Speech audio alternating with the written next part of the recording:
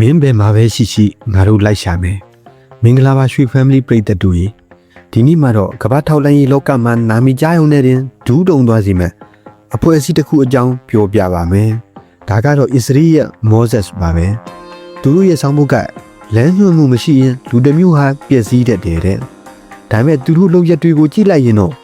မင်းငါတို့ကိုလာထိရင်တော့ကမ္ဘာအဆုံးထိလိုက်သက်မယ်ဆိုတဲ့ပုံစံမျိုးပါပ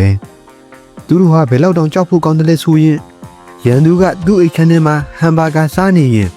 ဦးခီငါဒီနေ့တော့ဘေးကင်းပြီလို့တွေးလိုက်တဲ့အချိန်မှာပဲအဲ့ဒီဟမ်ဘာဂါတွေကနေဘုံထပေါင်းနိုင်တဲ့အထိကျွမ်းကျင်တာပါပဲဟုတ်ကဲ့ဒါဟာတာပြောနေတာမဟုတ်ပါဘူးမောဆက်ရဲ့တကယ်စတိုင်ပါပဲဒီနေ့ဗီဒီယိုမှာတော့မောဆက်ရဲ့အစွမ်းတက်ဆုံးစစ်စင်ရေးတွေနဲ့သူတို့ဘယ်လိုအလုပ်လုပ်တဲ့ဆိုတာကိုအစအဆုံးလင်းဆက်ပြီးသွားမှမို့အဆုံးထိနားထောင်ပေးကြပါအောင်မောဆက်ဆိုတာဘာလဲစတင်ခြင်းနဲ့အယူအဆ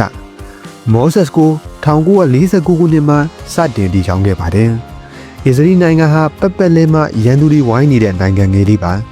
ါဒါကြောင့်သူတို့အတွက်ထောက်လှမ်းရေးဆိုတာဝါသနာအရလုပ်တာမဟုတ်ပဲအသက်ရှင်သန်မှုအတွက်မရှိမဖြစ်လိုအပ်တာပါဆက်မှာအလုပ်လုပ်တဲ့သူတွေကိုတစ္ဆာရှိတဲ့သဆိုးလေးလို့ခေါ်ကြပါတယ်သူတို့ဟာရုပ်ရှင်တွေက James Bond လိုမျိုးဝစ်စုံအပြည့်နဲ့ကားအကောင်းစားတွေစီးပြီးတနက်တွေးပစ်တာမဟုတ်ပါဘူးတကယ်မောဆက်သဆိုးကြီးဆိုတာဘေးနားကဈေးရောက်နေတဲ့ဦးလေးကြီးလူလူလမ်းပြီးမှသတင်းစာဖတ်နေတဲ့လူငယ်လေးလူလူနဲ့ရန်သူရဲ့လူဝက်ချက်တွေကိုနှိုက်ယူသွားတာပါတကယ်တော့မောဆက်ရဲ့အကြီးမားဆုံးလက်နက်ကတနက်မဟုတ်ပဲအုံထောက်ပါပဲနာဇီရာဇဝတ်ကောင်အိုက်ရှ်မန်ကိုဖမ်းဆီးခြင်းပထမဆုံးနာမည်ကျော်စစ်စင်ရေးဒါကတော့တမိုင်းမှာအကျော်ကြားဆုံးပါပဲဒုတိယကမ္ဘာစစ်တုန်းကဂျူရီကိုတက်ခဲ့တဲ့နာဇီကောင်းဆောင်အတော်အိုက်ရှ်မန်ဟာစစ်ပြီးတော့အာဂျင်တီးနားမှာနာမည်ပြောင်းပြီးပုံနေခဲ့ပါတယ်သူကတော့ငါ့ကိုဘယ်သူမှမသိဘူးဆိုပြီးအေးအေးဆေးဆေးနေနေတာပေါ့ဒါပေမဲ့မောဆက်ကတီးသွားပါတယ်သူတို့ကအာဂျင်တီးနားကြီးလှုပ်ဝက်သွားပြီးအိုက်ရှ်မန်ကိုလမ်းပေါ်မှာတင်ဖမ်းဆီးခဲ့ပါတယ်ပြဿနာကအဲ့ဒီကောင်ကိုအစ္စရေးကိုဘယ်လိုပြန်သိရမလဲဆိုတာပါပဲအဲ့ဒီမှာမောဆက်ရဲ့ညံကစားပုံကလာပါပြီသူတို့ဟာအိုက်ရှ်မန်ကိုအရက်အလွန်ကျင်တိုက်စီးရီထိုးပြီးဒါကတော့ငါတို့လေရင်အမှုတန်းမှာသူနီမကောင်းလို့မူလဲနေတာဆိုပြီးအစ္စရေးလေရင်မော်ကိုတင်ပေးလိုက်တာပ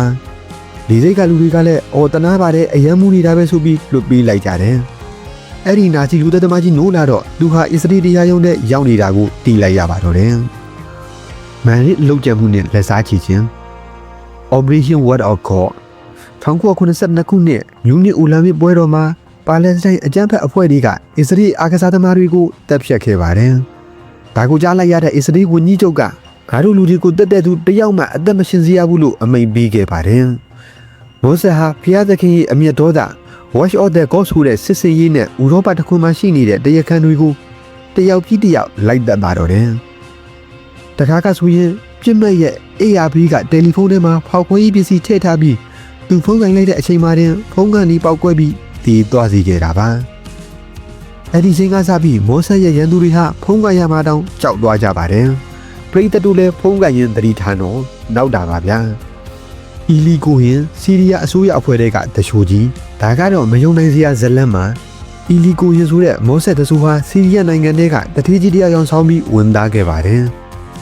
်သူဘယ်လောက်တောင်တော်တယ်လဲဆိုရင်စီးရီးယားရဲ့ကာကွယ်ရေးဝန်ကြီးဖြစ်ခါနေတီတောင်ယာရုတက်ခဲ့ပါတယ်သူကစီးရီးယားစစ်တပ်ရဲ့လူဝက်ချက်တွေကိုအစ္စရေးကိုအကုန်ပို့ခဲ့ပါတယ်တခါကသူကစီးရီးယားရဲ့စစ်သားတွေအတွက်ဆိုပြီးဂိုလန်ကုန်းပြင်မှာရှိတဲ့ယူကလစ်ပင်တွေကိုစိုက်ပြီးခဲ့ပါတယ်သူကတော့စီရီနာနဲ့စိုက်ပြီးတာလို့ပြောတာပေါ့ဒါပေမဲ့တကယ်တမ်းစစ်ဖြစ်တော့အစ္စရေးလေယာဉ်တွေကအဲ့ဒီတစ်ပင်တွေရှိတဲ့နေရာတွေကိုဘုံကျဲပါတော့တယ်ဘာလို့လဲဆိုတော့အဲ့ဒီတစ်ပင်တွေအောက်မှာစီးရီးယားစစ်သားတွေပုံနေတာကိုအီလီကိုဟင်းကကြိုပြီးအချက်ပြထားလို့ပါ2026ခုနှစ်မောဆက်၏လက်ရှိစွမ်းဆောင်ရည်အခု2026ခုနှစ်အထိတော့မောဆက်ဟာအီရန်ရဲ့နျူကလ িয়ার စီစဉ်တွေကိုဖျက်ဆီးဖို့နည်းမျိုးစုံသုံးနေတော့မှာပဲသူတို့ဟာအီရန်ရဲ့သိပ္ပံပညာရှင်တွေကိုစက်ရုံတနက်တွေသုံးပြီးလုပ်ကြံတာကွန်ပျူတာဘိုင်းနဲ့ထည့်တာနဲ့စက်ရုံတွေဖျက်ဆီးတာမျိုးတွေလှုပ်ဆောင်နေပါတယ်ဒါတွေမကသေးပါဘူးအခုဆိုရင်အမေရိကန်အစ္စရေးနဲ့အာရန်စစ်ပွဲစစချင်းနေမှာပဲအီရန်နိုင်ငံရဲ့အဓိပတိခေါင်းဆောင်အယာတူလာခူမီနီအပါအဝင်ခေါင်းဆောင်အများစုကိုလှုပ်ကြံခဲ့ပါတယ်ဒါဟာမောဆက်ရဲ့နီးပညာပိုင်းမှာကမ္ဘာထိပ်သီးဖြစ်သလိုသူတို့ရဲ့ထောက်လှမ်းရေးကိုရီးယားဟာလည်းအရှိအလဲပိုင်းတစ်ခုကိုဖြန့်ကျက်ထားပါတယ်မောဆက်စီကတင်ခဲ့စာကက်ရှူဖမ်လီပရိသတ်တို့ရေမောဆက်ရဲ့ဇလန်တွေကိုနားထောင်ပြီးဘယ်လိုခံစားရတယ်လဲသူတို့ဟာနိုင်ငံငယ်လေးတစ်ခုကိုကမ္ဘာကလေးစားအောင် ဒါမှမဟုတ်ကြောက်အောင်လုံနိုင်ခဲ့တာသူတို့ရဲ့စီးလုံးမှုနဲ့အစီအစဉ်ကြောက်နာမှုကြောင့်ပါပဲဒါပေမဲ့တစ်ဖက်မှာလည်းသူတို့ရဲ့လုပ်ရက်တွေဟာလူသားချင်းစာနာမှုဆိုင်ရာအငြင်းပွားစရာတွေအများကြီးရှိနေပါတယ်ဘယ်လိုပဲဖြစ်ဖြစ်ရန်သူကိုတိမှကိုကာကွယ်နိုင်မယ်ဆိုတဲ့မူဝါဒကိုတော့ဘောဆက်ကကောင်းကောင်းသက်သေပြနေပါတယ်ဒီဗီဒီယိုလေးကိုကြိုက်နေတဲ့ရင် like and subscribe လုပ်ခဲ့ပေးကြဖို့မမေ့ပါနဲ့အောင်နောက်ထပ်ဘယ်လိုလှူအဖွဲ့အစည်းအကြောင်းတွေကိုသိချင်တယ်လဲဆိုတာcomment မှာရေးခဲ့ပေးကြလို့ရပါတယ်ခင်ဗျာအဆုံးထိနားထောင်ပေးတဲ့အတွက်အားလုံးကိုကျေးဇူးတင်ပါတယ်